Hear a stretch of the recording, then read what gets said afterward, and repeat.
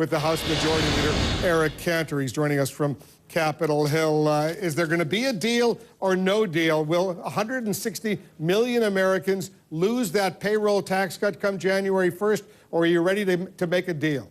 Well, you know, Wolf, I hope not. And the House is committed to continuing to work until Congress approves a year-long guarantee to the working people of this country that they're not going to have a tax increase. You know, the two-month plan that was passed by the Senate has now been deemed unworkable by the National Payroll Reporting Consortium, who sent up to Capitol Hill this letter, and basically saying that the Senate plan will provide more uncertainty, confusion, and will actually hurt workers.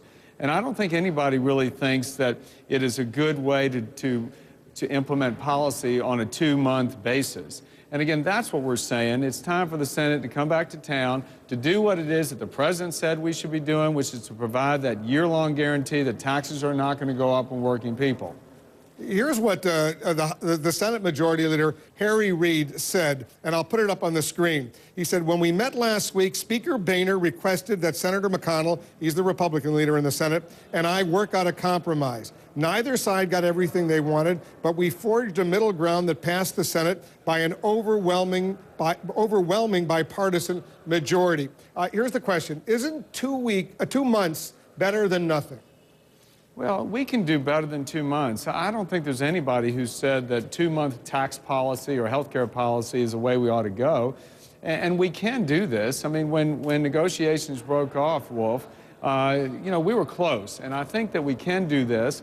And the working people of this country deserve more, and they deserve better. They deserve to be going into Christmas and the new year knowing full well that their taxes are not going to go up on them the entire year. That's what the President has asked for, and that's what we in the Congress and the House are committed to doing, is to working together to reach the compromise that will guarantee that people are not going to see their taxes go up for the full year. But if you need some more time to finesse, to work out a deal, instead of letting it lapse on January 1st, continue the negotiations for another 2 months. It simply continues the tax cut, which is already in place. It's been in place over this past year.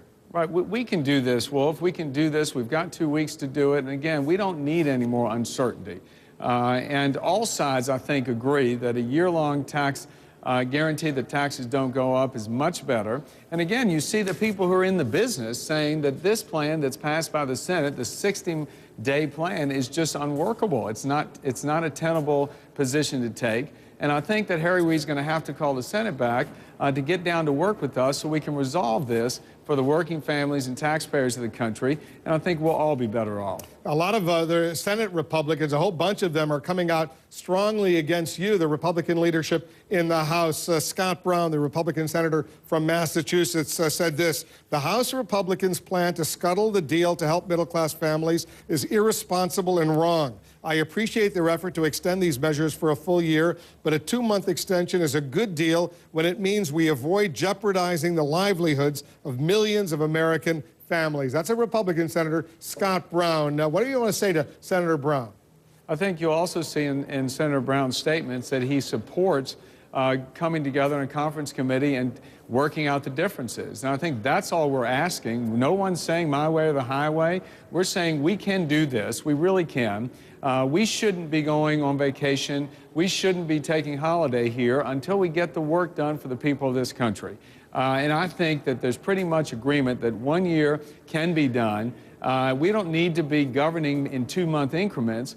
People can't live their lives like that. Small business people can't, working people can't. Families have got to know what their tax liability is. Let's go ahead and remove the uncertainty. Let's provide what it is the working people of this country need. Enough is enough, Wolf, and I think we can get this done. I want to just put up on the screen what's at stake, because a lot of viewers may be confused right now. 160 million people stand to lose if you guys don't get the job done by December 31st. Right now, if you make $35,000 a year, you'd have to pay an additional $700. $50,000 an additional $1,000 to the government. $75,000, $1,500. $90,000, $1,800. If you make $106,800, you'd pay $2,100 extra. Yep. If you make more than $110,000, you pay $2,300. That's the maximum on the payroll tax. That's a lot of money.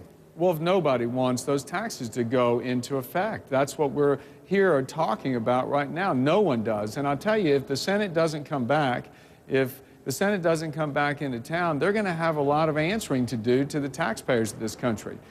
Because I think what you'll see tonight is a rejection of the Senate position because we know it's unworkable.